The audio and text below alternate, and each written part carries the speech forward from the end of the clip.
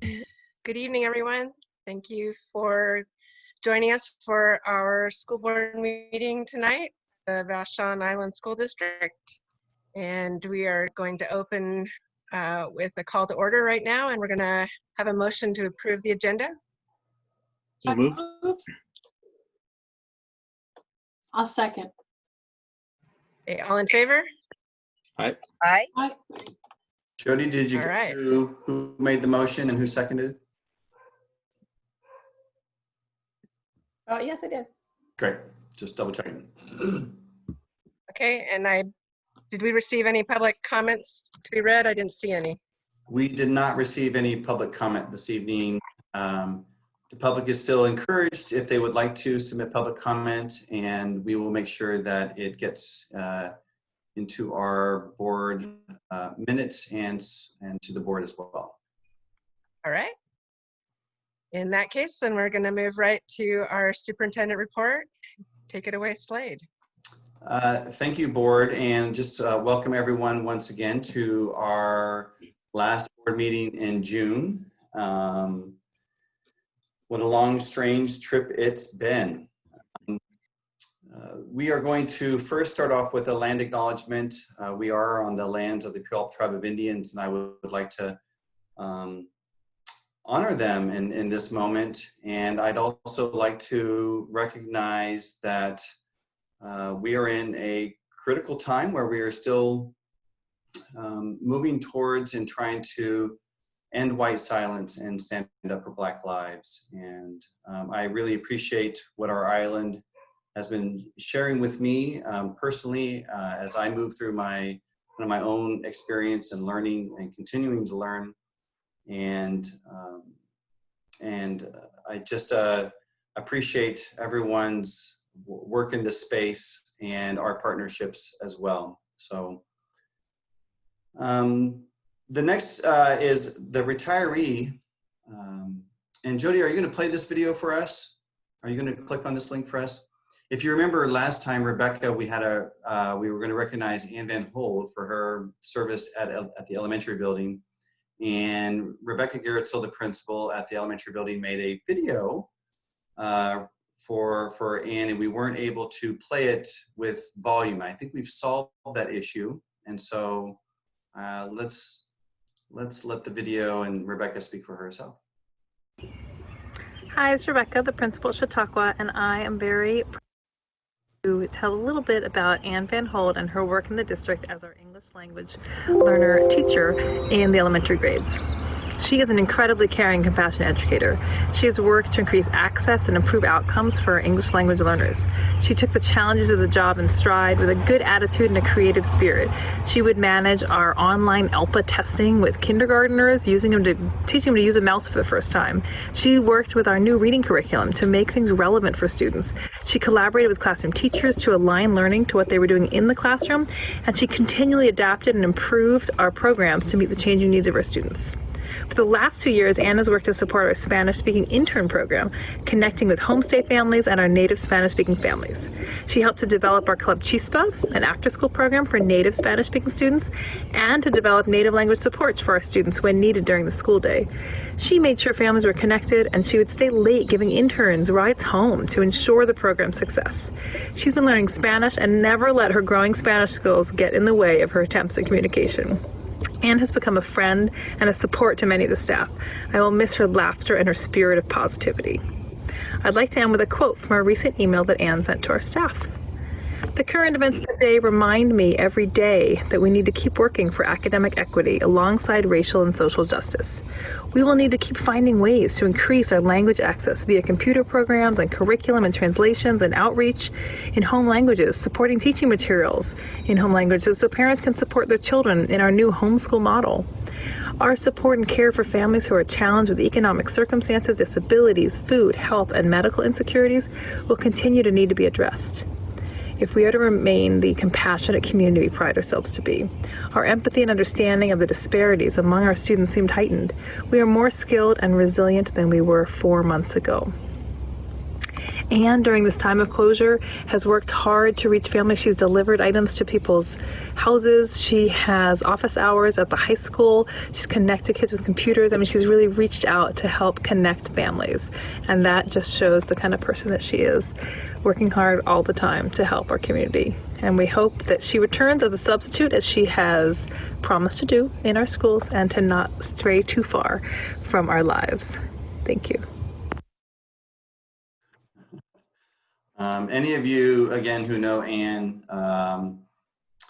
we can all speak to her commitment and dedication and determination to see our Latinx families and their students be successful in our district. So congratulations to Anne for a fabulous career, and I would agree that Rebecca, that we don't want to see her stray too far.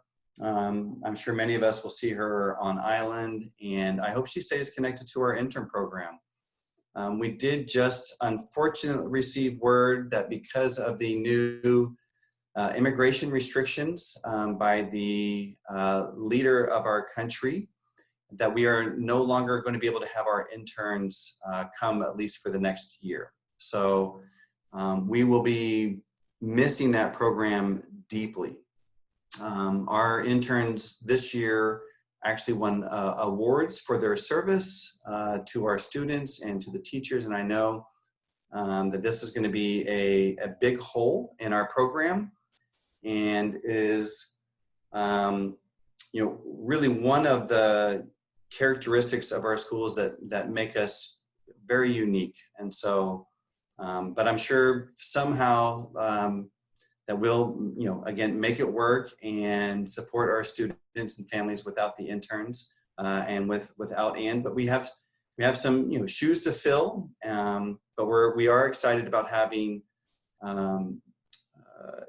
Sarah come on board as our new ELL support person. So, but what a legacy that Anne has left. Congratulations, Anne, on a great career, and we'll miss you, but again, you won't be too far.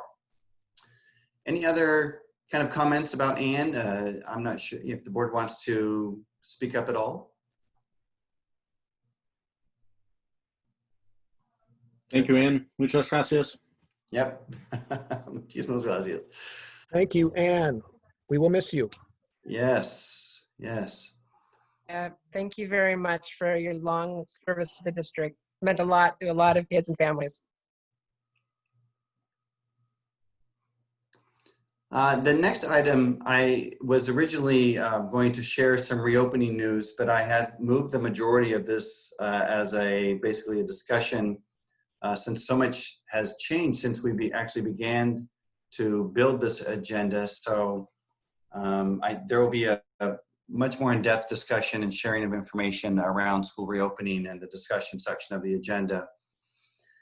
The 2020-21 VISD school board meeting dates. And so just as a reminder, we have one meeting in July, our public, that will be on July 23rd. And we typically only have one meeting in August as well on the 27th, but we are going to, there's a note in our calendar that says August 13th if necessary. And so I would just like to notice the board and our public that we will most likely have that August 13th meeting in addition to the regular August 27th meeting. It may be at our August 13th meeting that we will actually be asked to, I will ask the board to approve our reopening plan. And I'll speak more to that when we get to that section. In terms of, any other dates, just to share with you, we had our district office and administration kind of end of year celebration. I know our buildings had their end of year celebrations, and I missed having everybody back at the high school and recognizing our outgoing staff and celebrating accomplishments that we saw throughout the year. Recognizing all the hard work that our food staff has done and our custodial staff and gosh, just everybody. I'm going to miss giving away trees that Jody so kind of graciously put together last year. But each of our retirees received some recognition and hopefully a memento that they will be able to look back at their service here in our district. But last night was the time for us to kind of say goodbye to each other.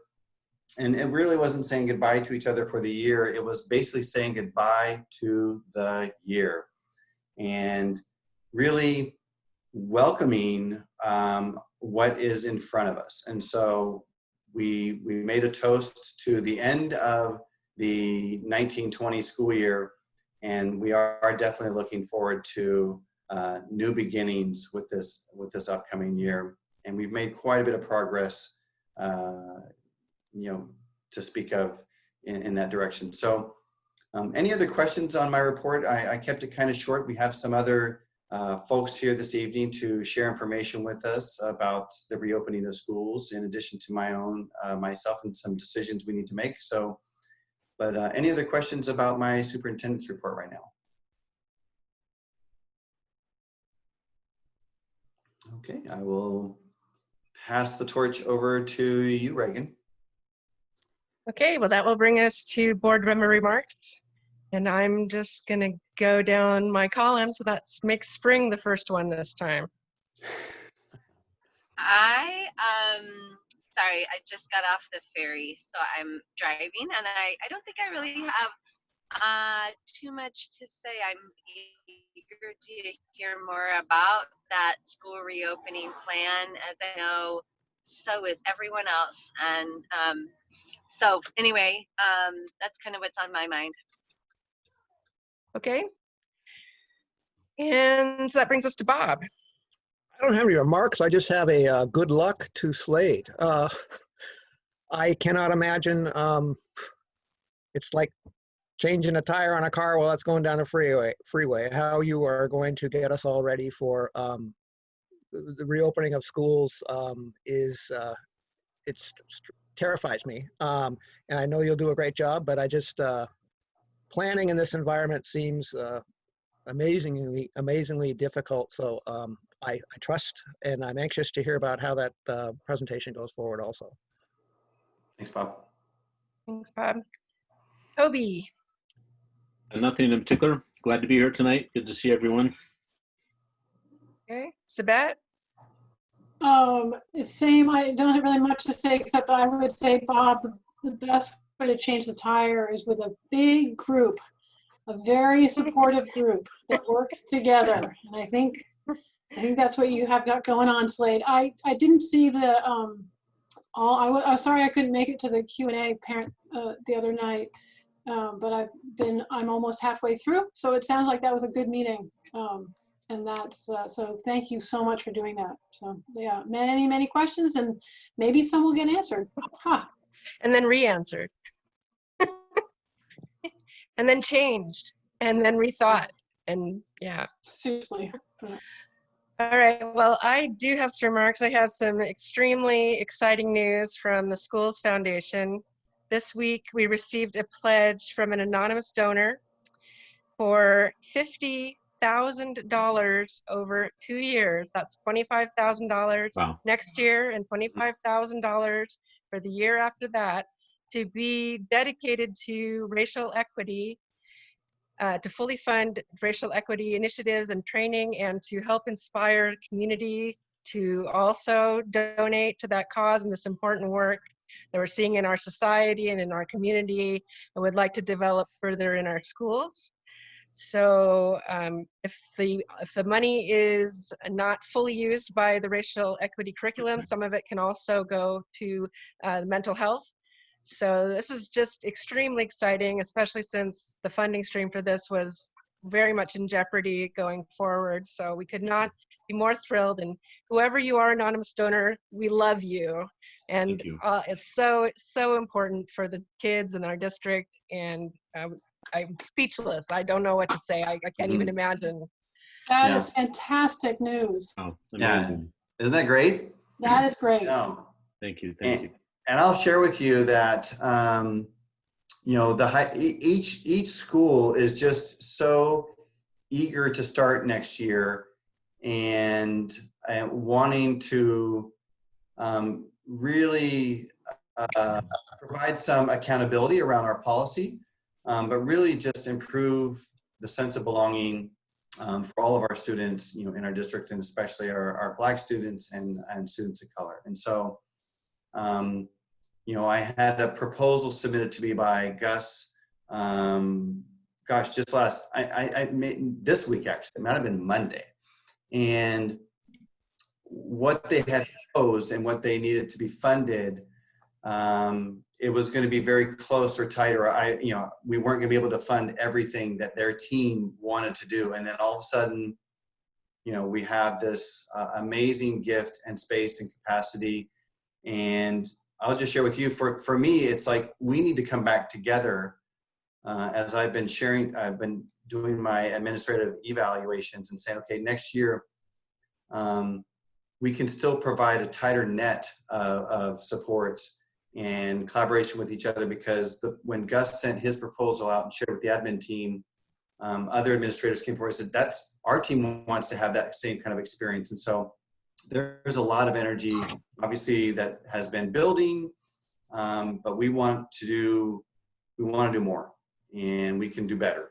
And so this will allow us to really open the doors to many more opportunities, and I'm excited. And I appreciate whoever the anonymous donor is. Gosh, it couldn't come at a better time. And thank you, kind of Vashon Schools Foundation and Spring, for shepherding this wonderful gift to our district. Yeah, I wanted to especially recognize Spring because she helped develop the connection, and her leadership in this work for the last 3 years leading up to this has obviously made the kind of difference where people are willing to invest in the program further. So thank you, Spring. Thank you, anonymous donor. That's very, very exciting for us to be able to continue the work in the schools next year and the year after in a very challenging situation. That is fantastic news. Way Isn't that to go. great? I know. Way to go, Schools Foundation. Wow. Everything. So if anyone else out there would like to help donate as well, the anonymous donor specifically mentioned that he or she hoped it would inspire giving throughout the community. So if racial equity work is important to you and you'd like to help contribute, get on the website for the Vashon Schools Foundation and or the email page and send a message, and be more than happy to add to the pot that this donor has begun. Thank you.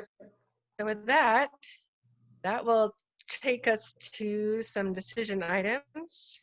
The first one will be the Instructional Materials Committee adoption, and Stephanie is going to remind us about this. Yeah, so let me just kind of, I know that Stephanie's here to answer any further questions that the board may have, but I'll be making a recommendation that the board approves these adoptions. So would the board like any more discussion or questions to Stephanie? I'm good.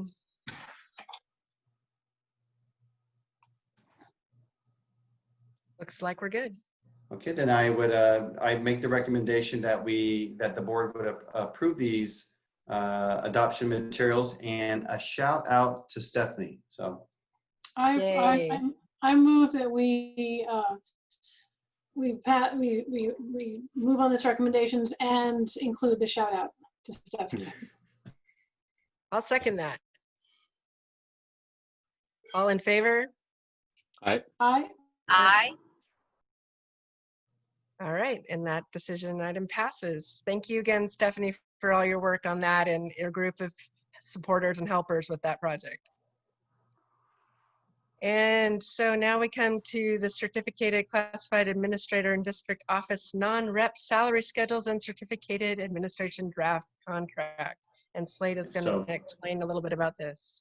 Yes, and so as I've come into the district, I recognize that there is not a clear and identified process for how we review our non-rep salaries. And just as a reminder to our public, non-represented salaries are those personnel in our district who don't belong to one of our bargaining units. And so that will include our technology staff, that will include our district office staff, and that will include our non-certificated classified administrators. So directors such as Amy Cicera and Matt and John Stanton and Kevin Dickerson.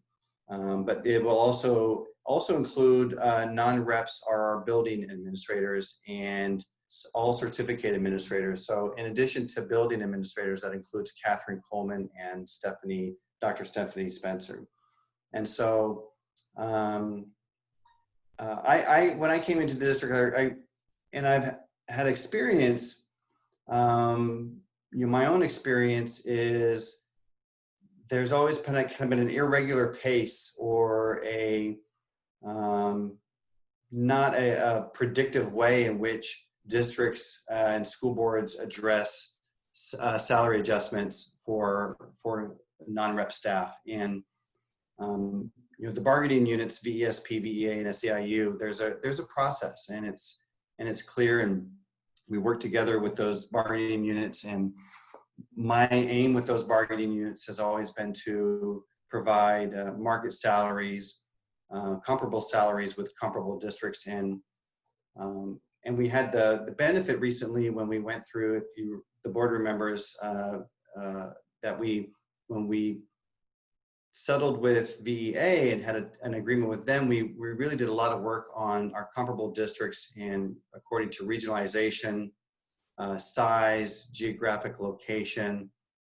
And it was a great place to start from, and for me to try to get a very predictive process for our whole district in whole. And so I feel like any budget decision is going to be examined by our public, and we need to be responsive to that and be able to justify and explain what our process is and how we compensate our staff. And our main goal throughout VEA negotiations, VESP, SEIU, and our non-reps as well, is to attract the best staff and retain that staff, that quality staff.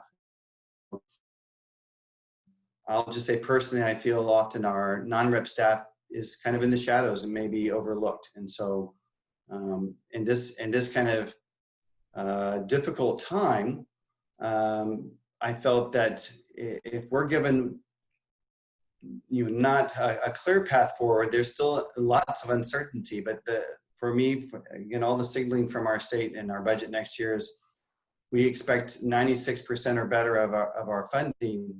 This is the year to calibrate and put forward a process of review of our salaries so that our public knows that, on a 3-year basis, this is what we do with our non-reps. And so after a pretty extensive review of the salaries, it became pretty clear that there were some adjustments that did need to be made with our building administration in particular, and our certificated administrators. So that would include also our director of teaching and learning and director of special services. The schedule that I'm proposing that the board approve tonight is an increase from last year to this year of 7%. But I would like the board to recognize that still puts our administrators ranked within a few $100s of the fifth district in the rankings. So out of 7 districts, we will be kind of tied for 5th and 6th per se. While this improvement doesn't, or this adjustment that I'm recommending doesn't bring them up to average, I still think it signals the value that we place in our leadership. And fortunately, I've heard from several staff members during the closure that they've been so grateful of the leadership that we've seen in our buildings. And I can't be more proud of my team. And so, I'm going to be recommending that the board approve the salary adjustment and essentially approve the contracts. The contracts, we have a July 1st deadline, and I appreciate Bob for kind of ringing the bell a little bit. It might have been yesterday with me or this morning. It's all a blur, COVID blur. around our board policy. And so I want to point that out, that typically we want to have second readings on most matters, but there are situations when we are up against deadlines, or as our policy states, if it's not of likely interest to the public or if it's detrimental to the district. So there are times when we do a first reading, and we've had some of those in my experience. For the most part, we do first and second readings on most action items. But in this situation, given that I want a predictable process for our admin salary adjustments, I want to recognize just the true leadership that we've benefited from during this experience. I am going to be recommending to the board that we approve the new salary schedule and the contracts for the 2021, but it's a 3-year contract for our administrators with subsequent 2% increases, kind of the regular, what we understand as COLA. I guess that's the best term for folks to understand.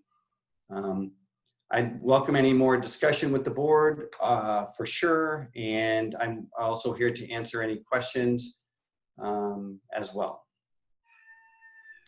Well, I'd just like to acknowledge that this is kind of the culmination of a commitment that this board took on around the time that you were hired, and that I and Spring joined the board, where we wanted to have fair market salaries to attract and keep staff at all levels in the district. And over the last couple of years, we've been able to accomplish that with our certificated and non-certificated staff.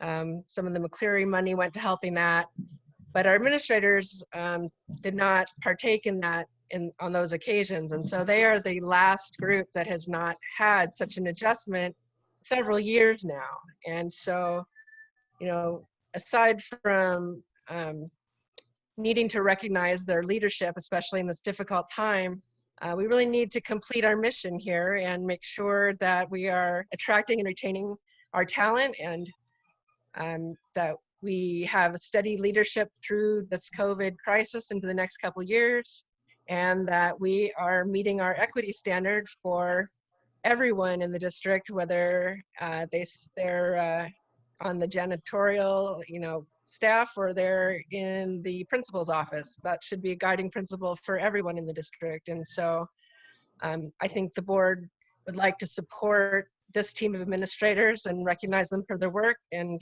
although it is a difficult financial time, the budget for the next year was pretty much set before the COVID came along. And while there's a whole slew of unanswered COVID questions, we do have the funding there now to provide this adjustment because we were planning on it. And I feel it's important that we carry through on that, and then figure out the rest of it as we go with our fabulous administrative team.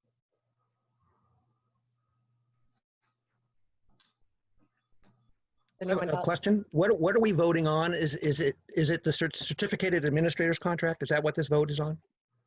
It would be, I would recommend that we vote for all the non-rep contracts. The district office staff, just to share with you, I'm presenting a slight, it's a small increase of 1% from the regular 2% to 3% for our district office staff. And then at this point in time, no adjustments for our other other classified administrators.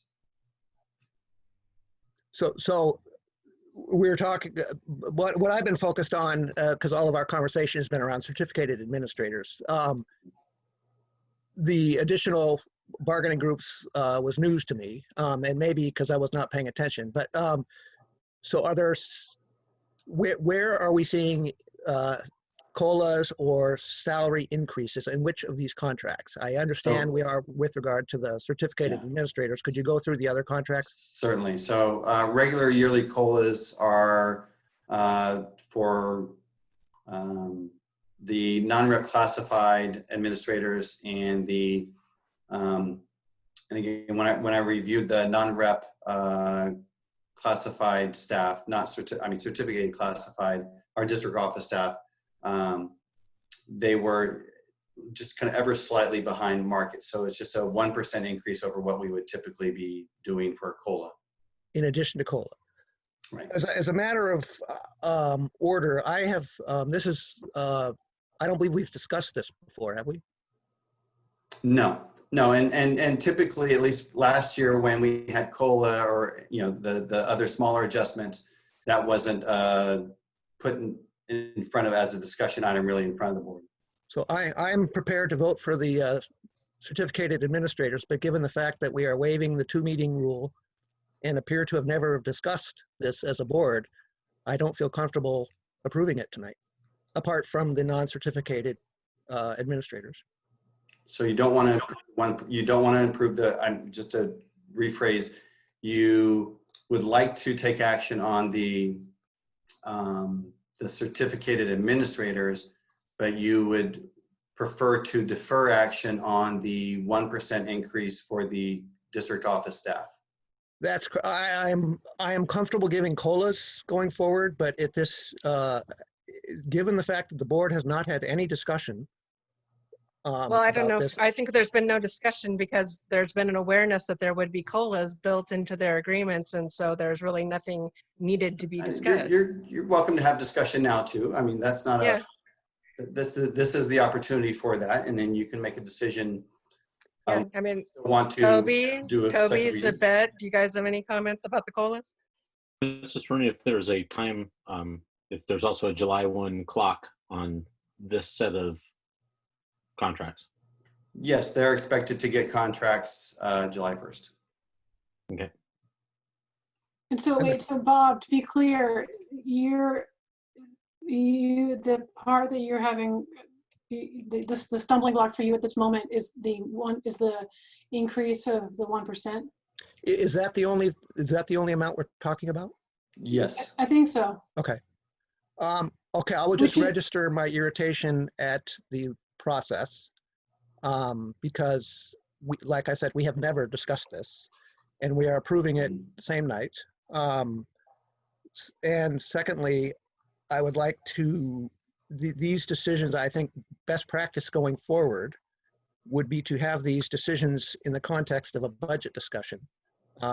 Approving them after the budget seems out of order for me. We made a number of decisions and cuts in the course of the budget process without really knowing that this was coming as well. So I would advocate going forward that Absolutely. It makes sense in the course of the budget process to figure out where your money is going, because I keep back to the ECAP program. We almost cut the ECAP program. We found coins under the cushions in the course of that without any knowledge. I had no knowledge at that time that this money was already assumed in the budget. And that causes me some discomfort from an analytical perspective. So that's all. I would agree with you. I would like to do, I agree. yeah, absolutely. I don't have any disagreement with you. I would like to do reviews for salary adjustments for non-reps in February, March. Okay. Yeah. So given no argument there. Given the fact that we're only talking about a 1%, it's COLA, what we're talking about, whatever we talked about earlier with certificate administrators. And then the only increment above that is COLA plus 1%. Is that a good understanding? Correct. Then I am, after voicing my irritation, and prepared to vote. All right. Anyone? I'd like to add that I really appreciated the teachers who I heard from. There were just a couple, and that really was it was really helpful to hear from them. So that was thank you. You know who you are. Yes. All right. Is there any other discussion on this? In that case, do we have a motion to approve this adjustment?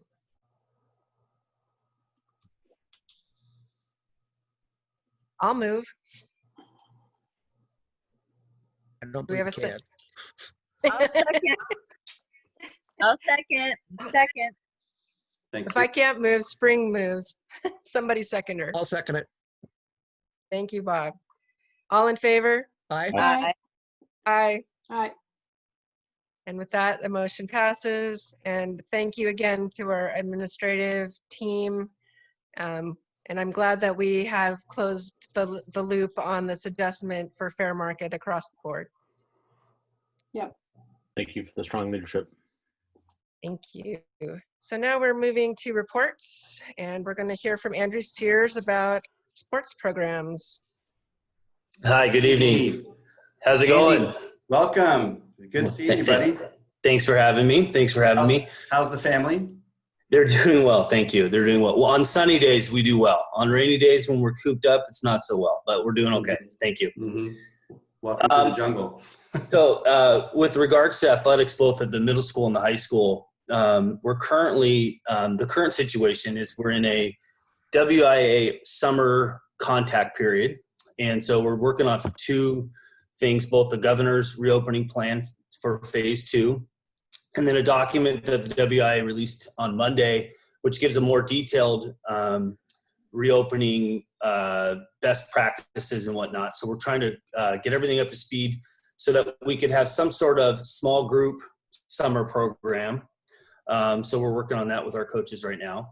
For the fall, the WI is looking at 4 options for the fall. The first option would be to business as usual and have a very similar timeline to what they've had, or similar season schedule to what they've had in the past. The second option would be to start sports early as October 1st. That option has been, from what I've been told, has been put aside and is not being strongly considered at this time.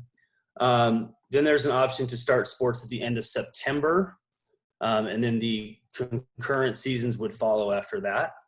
And then there's also an option to start all sports January 4th. That would require that would have us have 3 12-week seasons with 3 weeks overlap. The WIS has a board meeting on July 7th and July 21st where they're going to approve the season timeline for next season. So that's it in a nutshell. It's pretty quick, but kind of gives you an idea of what we're working on. Andy, can you go, so the 4th option is. Does anyone have any questions? I do. Yeah. Oh, sorry, this is the fourth option is they would start. The fourth option is they'd start the first sports season on January 4th, and then run 3 12-week seasons with 3 weeks overlap. So they'd be shortened seasons, kind of pushed back through January 4th. And just anything. Each season is how long? I mean, each season is shortened. And it would be 12 weeks long. Each season in this scenario would be 12 weeks long, and with 3 weeks of overlap. Okay. And so just like anything, man, it's been changing, if not weekly, if not daily, as we kind of sift through this on the athletics side of this. Right. I did so hear we should know more July 7th or 21st. Okay. I did hear at one point they were thinking about swapping seasons. Yeah, that was one of the options back in June, or even late May, June, and that's another one that they put on the side. There were some challenges with finding getting coaches. Yeah, working all the logistics out of that. So they've kind of put that. That's not what they're not even considering that at all right now. Okay. Yeah, this is the whole make a plan and then change it, and then make another plan and then change that. Yeah. The WIA document that they gave out that they released on Monday is 8 pages long and gives specific things. They have recognized that some sports are have higher risk than other sports, and they've kind of pieced the sports out together or separately to have different guidelines for each of those sports, with some being low risk and some being high risk. And we kind of move from there. Go ahead, Toby. WIAA is a statewide organization, and schools that have athletic programs participate and abide by those guidelines and rules, which means we don't have as much flexibility as an individual district to make those decisions independently, predominantly because we play other schools. But I assume that the decisions and guidelines that they're producing do apply statewide. And the implications then is that, you know, if Puget Sound has a greater concentration of population, perhaps a greater risk profile of COVID cases compared to areas of less population, but it's all going to be the same across the state. You know, I don't think so, actually. I envision where they're going to, there'll be some stop and start in places where there's a bit of a flare up per se. They're going to try to keep the seasons moving along the best they can. And if a school is not in session, then that school will not have sports or not have activities. So, for example, if a school needed to shut down, their athletic programs would shut down as well. The document they released gives guidelines for phases 1 through 4, similar, just more specific for sports to what the governor released. And so there are different places that are in different places as we move through this. So maybe even at the league level, there could be some. Absolutely. So a lot of contingency planning, trying to figure out what that looks like, and even down to how a team would qualify for postseason if their season was stopped in the middle for amount of time. All right, cool. Thanks for the clarification. Mm-hmm. Andy, what's been your coach's reaction to the new information from WIA?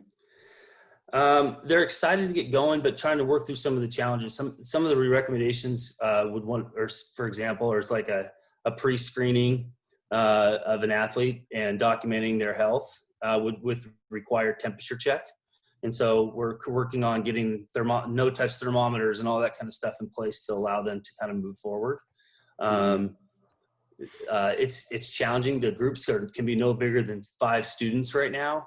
And so trying to work through assigning of pods or groups and trying to figure out how a coach can work with all the athletes, but still there's some challenges still.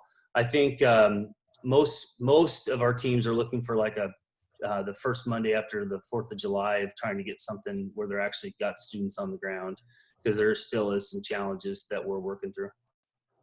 Mm-hmm. Is there a kind of district-wide plan for keeping students engaged, or is it kind of up to individual sports? And what's your communication out to our families and students going to be like? As soon as we get everything in place, I anticipate a message to all of our student athletes and families that this is what we're planning on. I know from the getting like a off-season training program, similar, not in the weight room, but a similar like weight training program or whatever that looks like, that will be open. That will be coordinated by me and some of our other coaches, but that will be open to everyone. And then teams will have sport-specific training sessions as well. Mm-hmm. But we will be in communication. Like I said, we're still working through some of those hurdles of making sure we can follow all the guidelines that we were given on Monday. Yeah, it's kind of a tenuous little middle of a place, right? And it changes. Yeah. And, and WI is doing the best they can, but you can imagine as we get more information or new information, how things trickle down to us. Can I ask one more? Absolutely. Did you say that they're not considering starting October 1st, but they are? One of the things on the table, it's all guesswork, but one of the things is to start at the end of September, but not October. Yes. 1st. Wait, what's the difference? So a modified late start is one of the things they're looking at, starting at least or sometime at the end of September. I think the idea behind that is to let schools kind of settle in. Mm-hmm. And then start sports seasons after we kind of have established regular school attendance. But start October 1st? Is that what you said? You said the first one was business as usual. Second was start October 1st. Start August 1st. August 1st. Start early. Start early. End of September and beginning of August. October seems really close.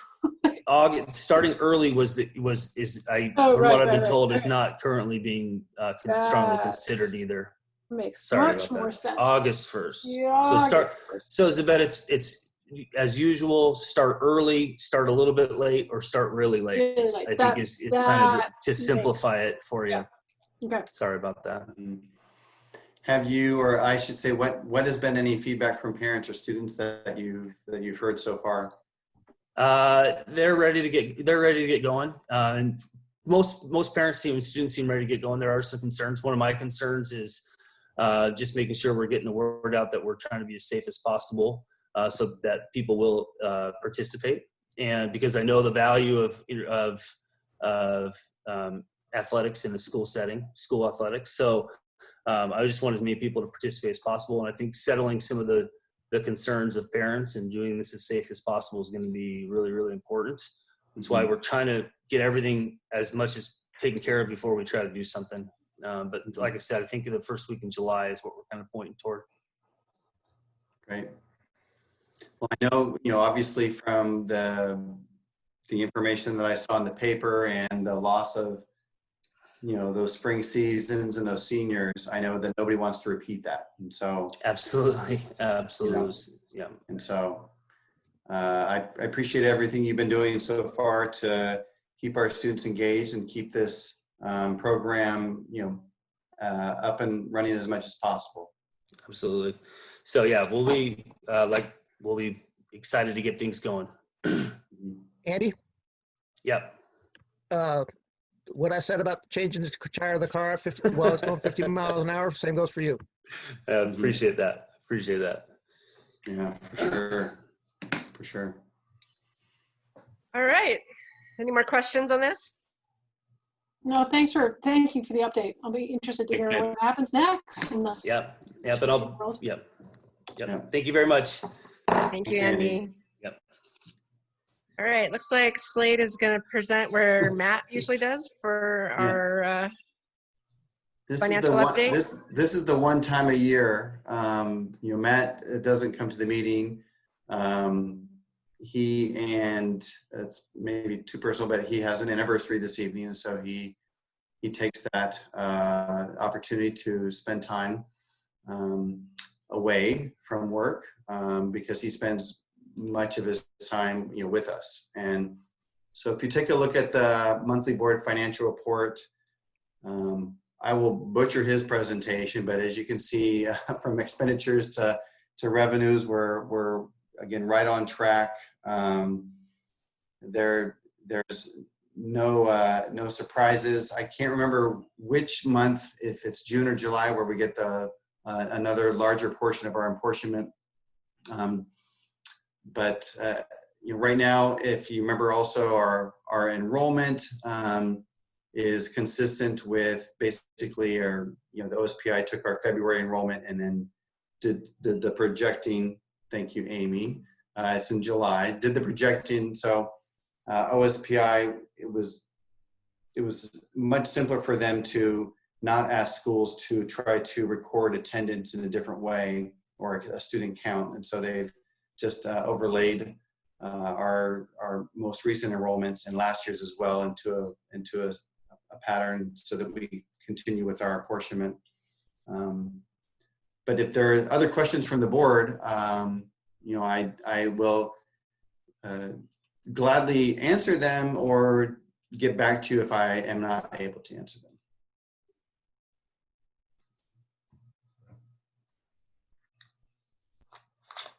Just wonder how many kids are going to show up for school next year. Lots. Yay. Yeah. Hope so. I'll share some of that information with you when we move on to our next section. Okay. So we will move on then to the reopening of schools. Certainly. So thanks, Bob, for recognizing kind of that changing tire metaphor. That's certainly how I know how our staff and our administrators and everybody else are feeling. I'll just kind of preface this with that everybody's experience has been so remarkably different, but yet so similar as well. So it's this wonderful little paradox as I kind of step back about what closure was like. Because we have to be able to reflect upon our closure in order to be better at reopening. But yet we have this compressed timeline to try to do all the reopening.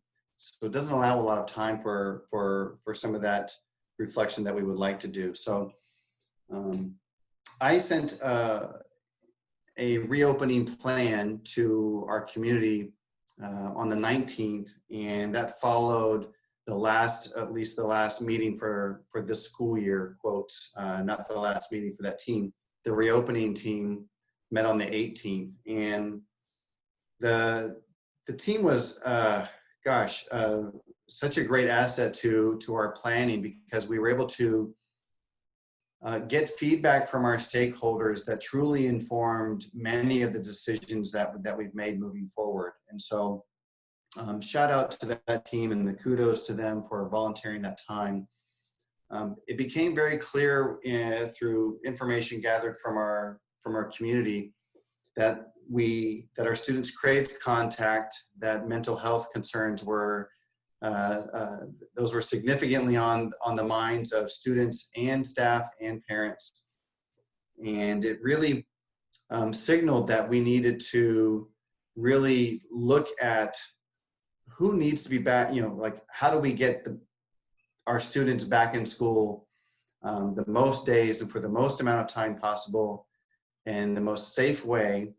And do we have priorities? And so the answers to that became clear once we began collecting feedback and having the kind of conversations in the team, that we really needed to get our pre-K to fifth grade, our elementary students, back in the building as much as possible.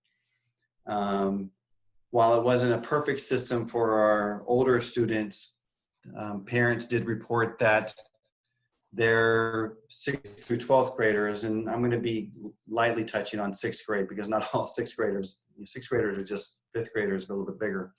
But overall, they reported some, more success at the secondary level navigating through a remote learning environment. And so, kind of throughout the process, I'd begun to kind of write our reopening plan, which is, I likened it to a puzzle. And when we first approach a puzzle, we like to, we do the corner pieces, we do the edges, we find those places that are kind of like non-negotiables. And so I've been explaining to parents and to folks that our reopening plan is really governed by a lot of health regulations and health guidance, and those are our corner pieces. So Department of Health and L&I are integral in shaping the borders of that puzzle, and OSPI as well, providing more guidance rather than regulations.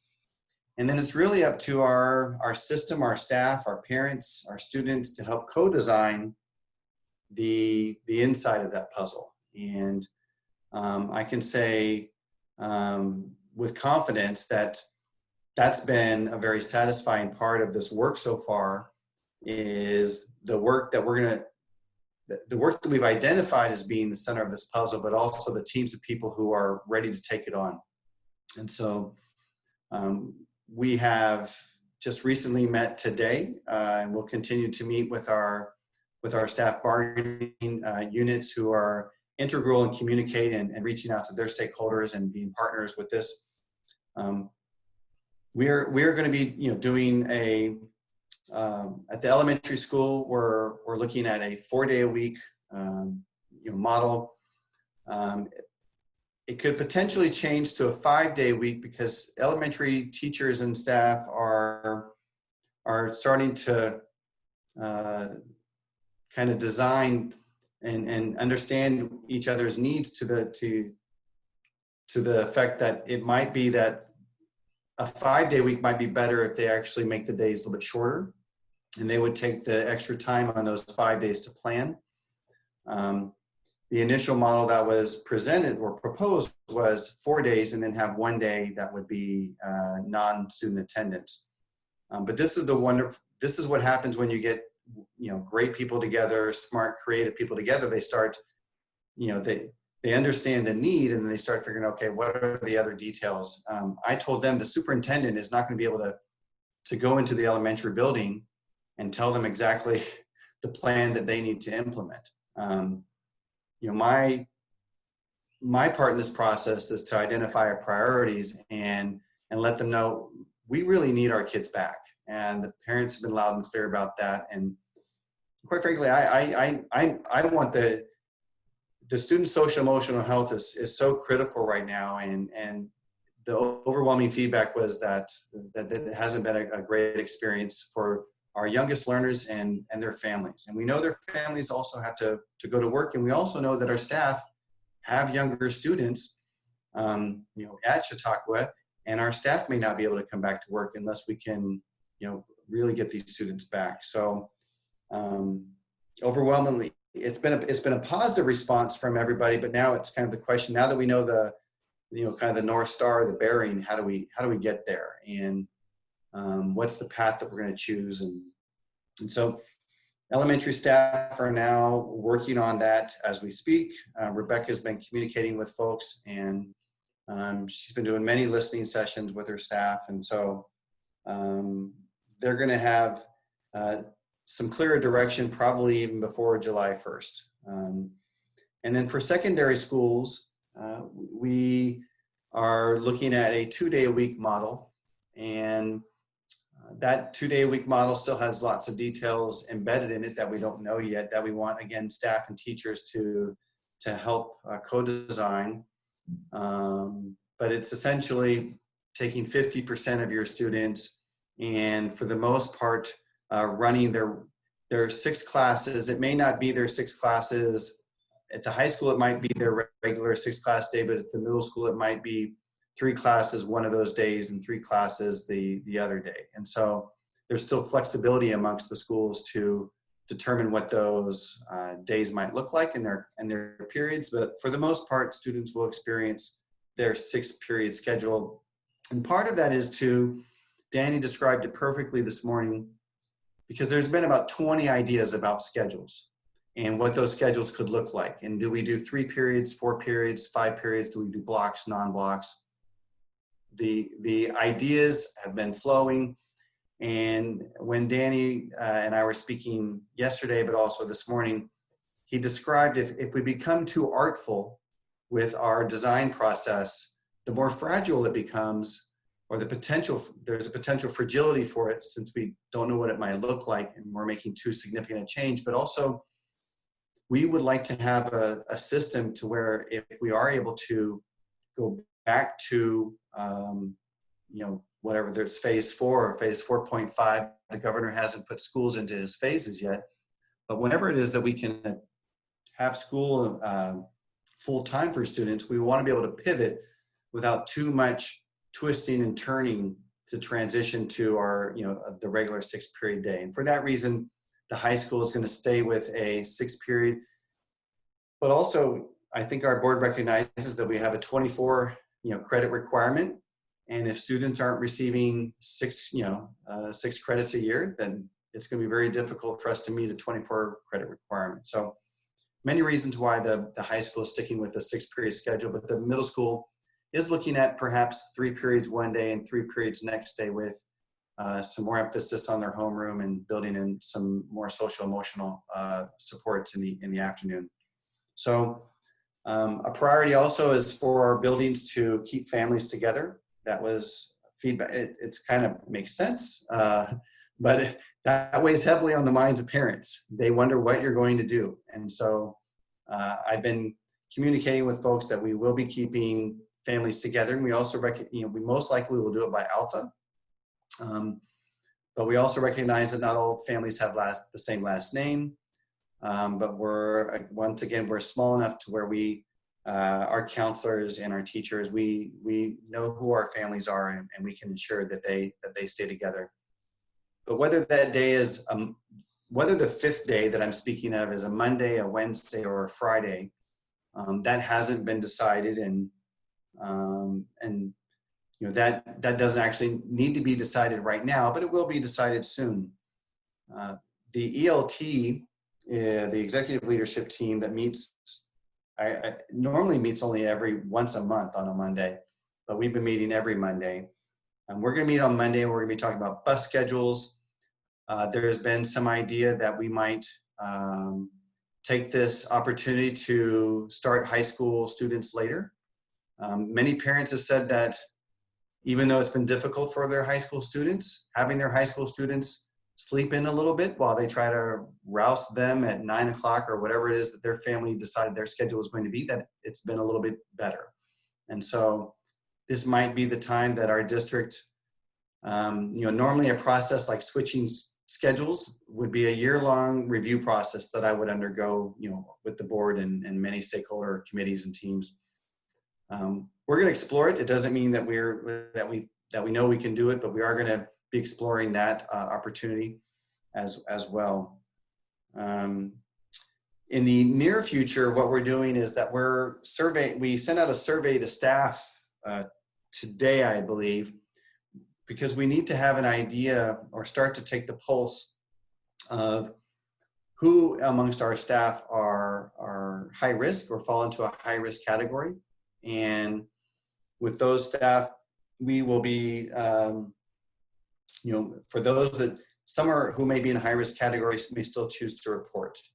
Some of those staff who are in high risk who choose not to come to school while we have face-to-face, we're going to work with them to provide an alternative assignment. And it may be that we match up those resources with students and parents, parents don't come to school, but the students who may not come to school but still want to be enrolled. Slade, quick question. Are we going to have to do you envision hiring substitutes for those high-risk teachers who are unable to come in?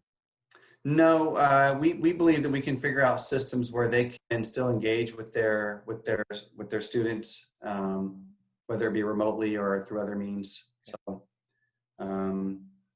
good question. Good question. We will be surveying, the staff, and we're getting, I think as of today, it was like 11, it wasn't 11 o'clock, it might've been 12 o'clock, where we had about 80 responses so far, at about 200. So we're hoping to get at least an understanding of where we are. When I first checked it at like 9 o'clock or 10 o'clock, I only saw about 70 responses. And just as an indicator, it looked at that we had about 9 who identified as high risk, and about 3 of those who said that it was highly likely that they may choose to work a different, an alternate assignment, essentially. Now, this information, just to be clear, is very confidential. It's not information that's shared, and it'll be between me and Amy, and really what happens then is that Amy works to make that we're taking care of them. There's a whole series of leave requirements and other things like that we are currently working through as well. The second survey that we're doing, and that'll go out probably on Monday, will be to parents, and it'll be a little more direct. And we did kind of ask some questions in the last survey that spoke to whether, how they would return and how comfortable they might feel returning. But in the survey that was sent on Monday, it's a little more direct and basically just asking, now that you understand the model, now that you understand more information, maybe you participate in the Q&A that, are you going to be returning? And I have to figure out what those questions look like so that we can be as clear as possible. Some districts right now who did some of the surveying earlier in a more direct fashion have been reporting it's 10% or fewer who may opt to not return to school, but would like an online, a remote opportunity. We are going to provide that, and we don't know what that looks like yet, but we are going to provide it. And so we had some parents, or I think one parent in the Q&A who was kind of already asking about, is there going to be a wait list? How do I sign up? How do I get in line? And you will be able to serve, I know, we'll be able to serve whoever makes that decision. I don't feel there will probably the need for a wait list. I put limited because I just don't know. So I don't like to promise that we can put 500 people on an online system. I don't think that's what we're going to be working with, but. Slade? Yes, go ahead. Just a quick, those students who do that, to opt for that for that learning. Are they still considered enrolled? Mhm. They would be. They still are students here at the district. Yeah, the state board of ed is typically there are, like, Federal Way has an online school, and in addition to their ALE programs. And so, most districts don't have an online school. Even some of the larger districts don't. So we want to keep that separate from ALE. ALE is very, it's very specific for some specific purposes. So, and quite frankly, we can't run an ALE program because it's staffed in a particular way. But we are going to do an online school, and we don't know. Again, we don't have all the details for that, but I feel confident that we can provide that. We're going to survey parents on Monday, but we're also going to survey them again and survey staff again at the beginning of August, on that August 3rd date. And we think it's wise to do that because, as we can see, things change in our county and statewide, and maybe even nationwide. And we want to make sure that while we may take some of our, put our planning and process based on what we're seeing from staff and students, in the next few days, but that may change. We may see a summer of sun and fewer cases, and where restrictions get relaxed and parents' anxieties go down, or whatever scenario you want to paint on that. And they may say, like, okay, I'm tired of having my students in my house. Get them to class as much as possible.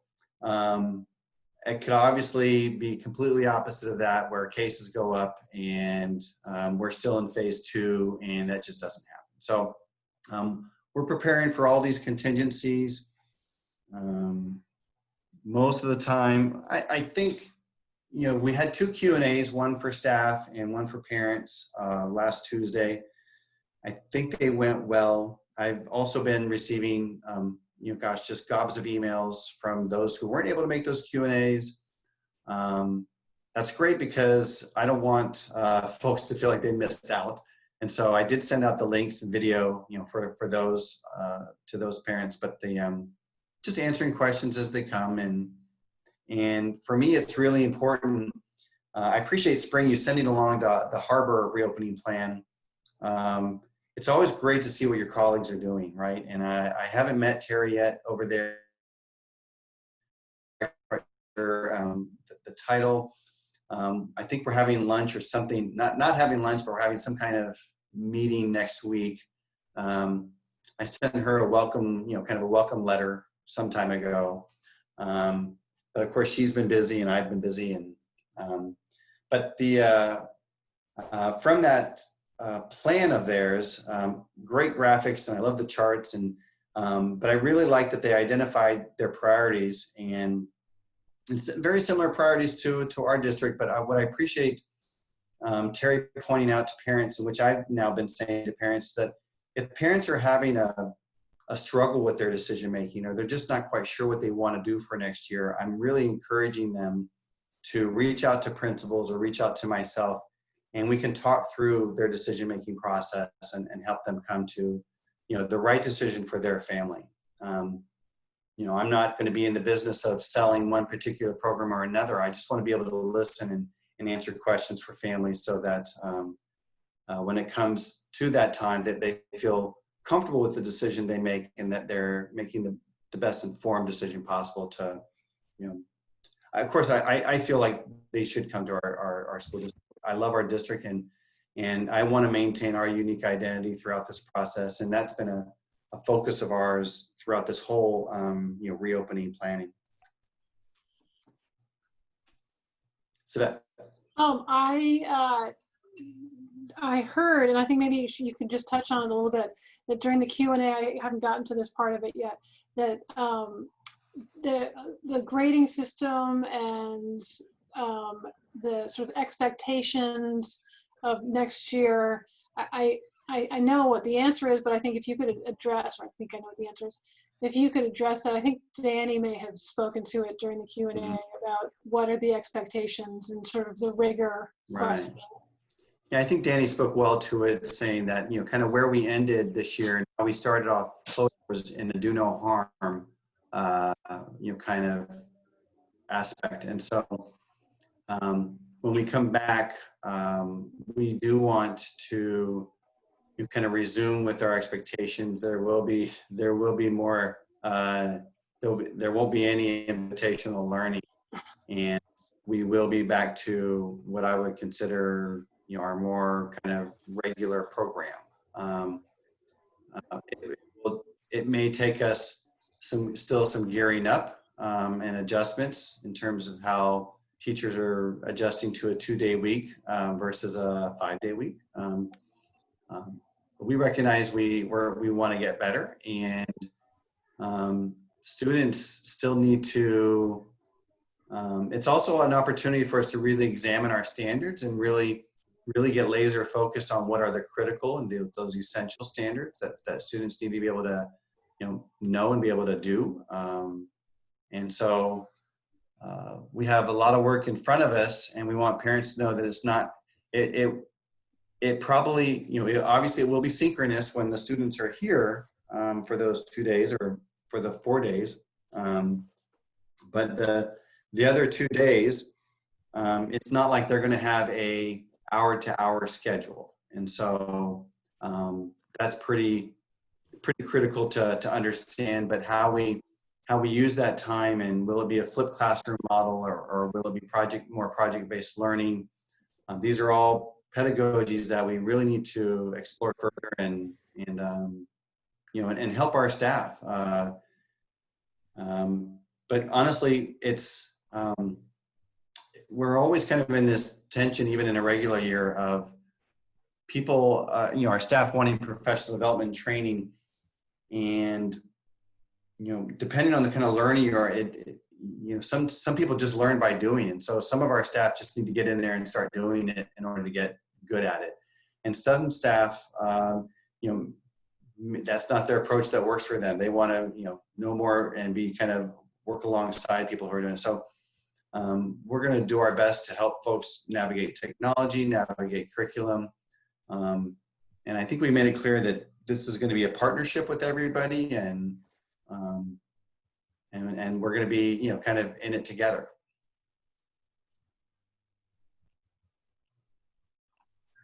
Oh, thank you. Also, are you ready for comments or not ready? Because Yeah, I was going to say, any questions or reactions or. Oh, I just want to, again, you know, obviously thank everybody for all their work they're doing. And I think, and I'm glad to hear you sort of say that this might be a moment to look at like a later start for the secondary schools.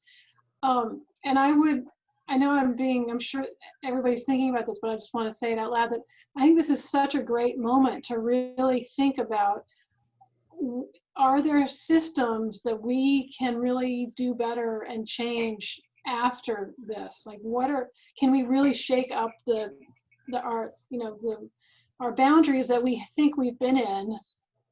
We're so out of bounds right now, like that maybe this is the moment to really, you know, see what we can improve on, and really, you know, embrace the possibilities. Yeah, what will this look like in the future? And so I just want to encourage everybody to really think about that. I know you are, but so just keep on keeping on.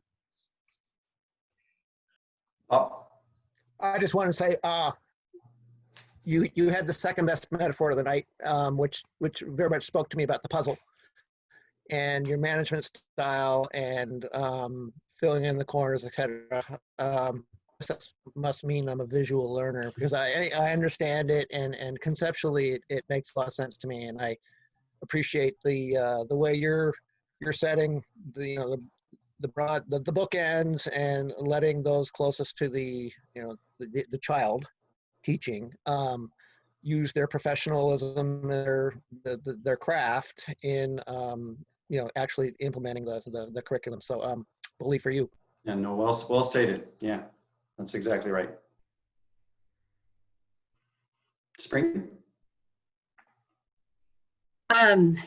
Just how I was thinking about how difficult it is when you're trying to meet so many different people's needs and think about equity, and to even have to have a conversation about how do you prioritize, you know, when truly every single one of our students in every building is a priority. And so that's, you know, I think that's so challenging. And when we use words like that, it's never meant for the people at the middle school to think, well, we're not sending your kids to school for as many days because, you know, their needs aren't as much of a priority as the younger kids. But it's just how you're balancing it out with the constraints that are that we're dealing with. And so I know that's not what we mean by how do we prioritize, that every single student's need is equally important. It's just how you make those really difficult decisions and try to meet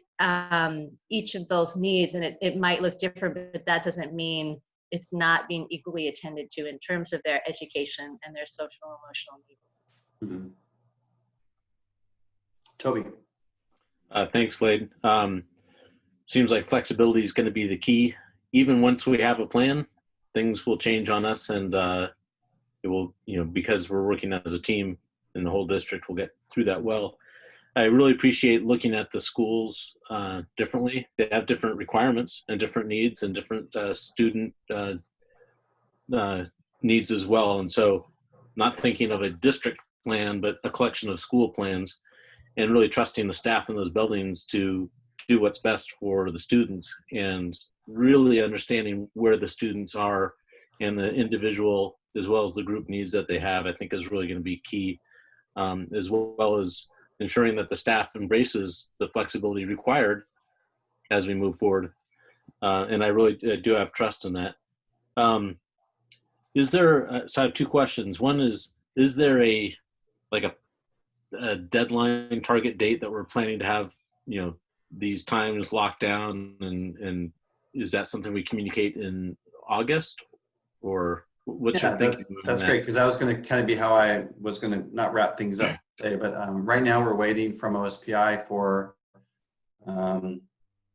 what I think may be kind of in an I-grant form, but they will give us a like a planning template, and we will have to populate that template, you know, kind of looking at operations and teaching and learning and student well-being and family engagement, kind of our 4 buckets, you know, which all have, you know, checklists underneath those about what we're going to be doing. And so I haven't heard when we're going to get that yet. What I have heard is that the board is going to have to approve that plan 2 weeks before school starts. And so that's kind of why I'm pointing to that August 13th date as probably, you know, a potential, you know, time where we'll need to approve that. I don't know if we're going to, like, let's say, you know, so we have that July 23rd then? I think so. July 23rd is our, you know, next board meeting.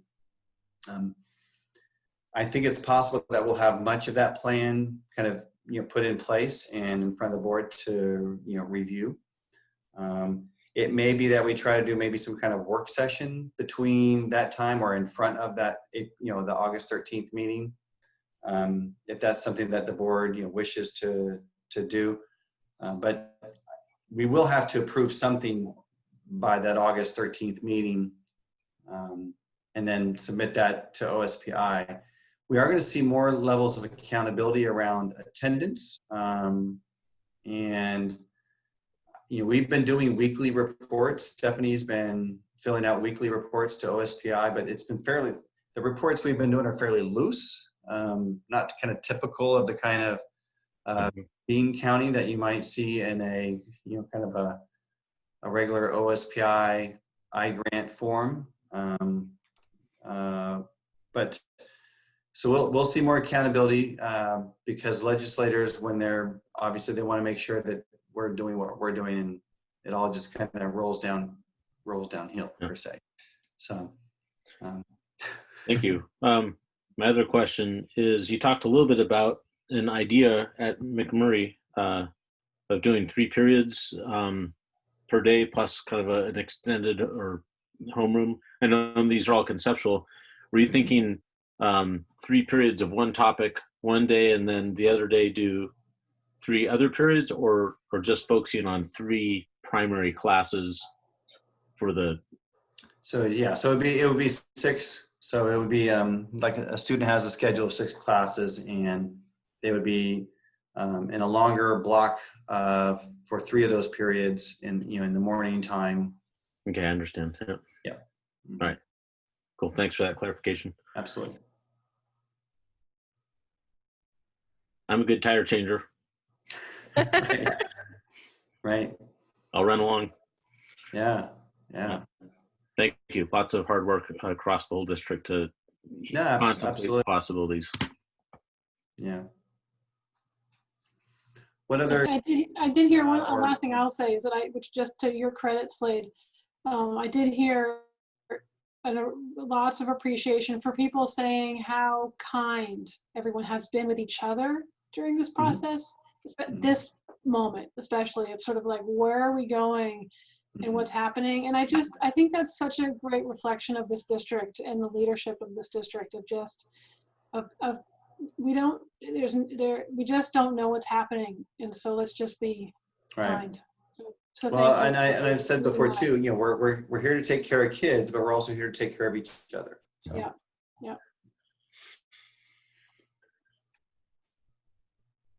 Well, thank you very much, everybody, for your questions. And as always, you're welcome to, at any point in time, reach out to me and our public as well, if you have other questions. So.